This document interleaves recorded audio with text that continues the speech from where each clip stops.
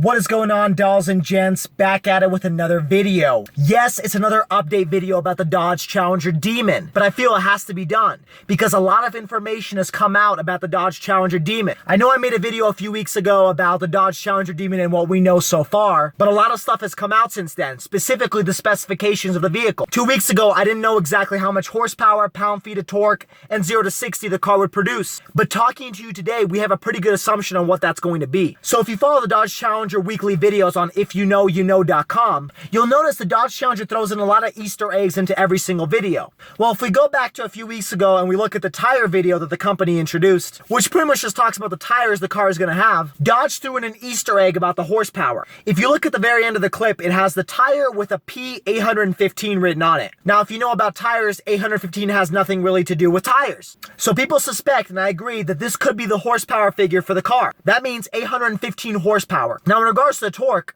Dodge released another video about performance pages. In this video, on one of the screens, Dodge flashed a 757 on the screen. Now, this number has showed up on multiple different videos, so people are suspecting that's going to be the pound-feet of torque that this car produces. So we know horsepower is 815. We know torque is going to be 757. Now, also on the performance pages video, if you go to the very last 10 seconds, you'll notice that they shuffle through like 20 different screens in the last 5 seconds. But if you strategically pause the video, at the very first screen, you'll see that the acceleration is 0 to 60 in 3 seconds flat. I'll put the photo on the screen right now. Now, in addition to 0 to 60 in 3 seconds, you can see the 0 to 100 in 6 seconds, which is astonishing. So we know the horsepower, the pound-feet of torque, we know the 0 to 60 and 0 to 100. What else do we know about the Dodge Challenger Demon that we didn't know 2 weeks ago? Well, I suspect it's definitely going to be a rear-wheel drive vehicle. I don't think there's going to be an all-wheel drive option. And based on one of the diagnostics that they had in the last 5 seconds that I'll put on the screen right now,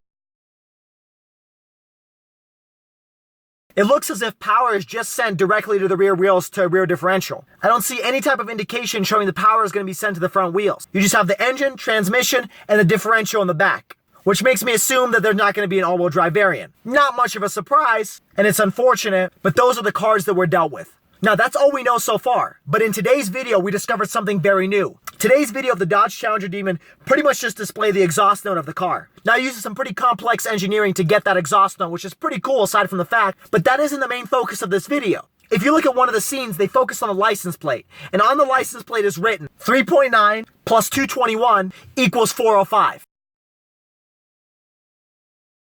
What the hell does that mean? Well, people are assuming, and through my research I've discovered some of this, that the 3.9 is standing for the amount of liters that the supercharger sucks in per revolution of the engine, which is crazy, but not impossible, because the Dodge Challenger Hellcat has a 2.4 liter supercharger. So it's not ridiculous to assume that it's going to be a 3.9 liter supercharger, because in order to get 815 horsepower and 757 pound-feet of torque, you might need a bigger supercharger. Now, the second figure, the 221, is assumed to be the top speed. That's kind of a given in my opinion, which is crazy fast because the old Dodge Challenger Hellcat, it's not really old, had a top speed of around 198 miles per hour for the Challenger and about 202 miles per hour for the Charger, which is still really fast. In fact, the fastest sedan on the planet. But the 221 blows these figures out of the water and makes it incredibly fast. Well, people are assuming that's the cubic inches of the engine, which if you convert 405 cubic inches into liters, it's about 6.6 liters. Now, I thought that maybe they're going for marketing reasons to make a 6.66 liter engine, which would be crazy cool, and they might be doing that, but we all assumed it would be the same 6.4 liter from the Hellcat. So unless there's some weird crunching of numbers, in my opinion, I think it'll still be the 6.4 liter, which is the largest supercharger in order to receive that power.